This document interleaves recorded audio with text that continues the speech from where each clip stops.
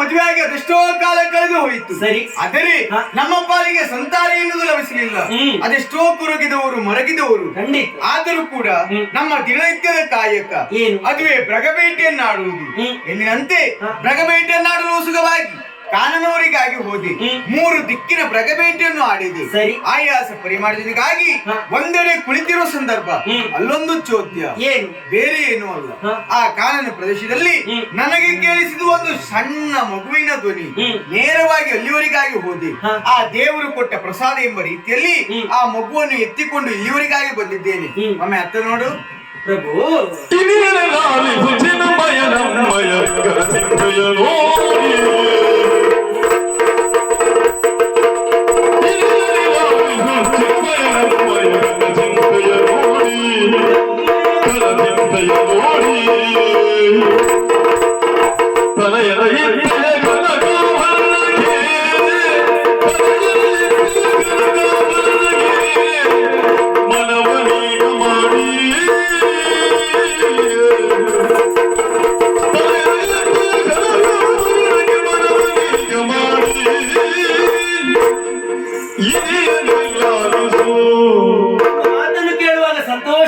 ಯಾಕೆ ಮದುವೆ ಆಗಿದೆಷ್ಟೋ ಕಾಲ ಕಳೆದರೂ ಕೂಡ ಸಂತಾನ ಕಾಣೋದಕ್ಕೆ ಅಸಾಧ್ಯವಾಯಿತು. ಸತ್ಯ. ಅದೆಷ್ಟೋ ಕೊರಗಿದವರು ಮರಗಿದವರು ನಾವಾಗಿದ್ದೇವೆ. ನಿಜ.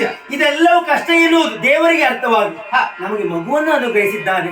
ಅನುಗ್ರಹಿಸಿದ ಎಂಬಲ್ಲಿಗೆ ಸುಮ್ಮನೆ ಇರುವುದಲ್ಲ, ಅದರ ಲಾಲನೆ ಪಾಲನೆ ಪೋಷಣೆ ಮಾಡುವಂತ ಹೊಣೆ ನಮ್ಮದಾಗಿರ್ತದೆ. ಹಾಗಂತ ಅದು ನಮಗೆ ಮಾತ್ರ ಮಗು.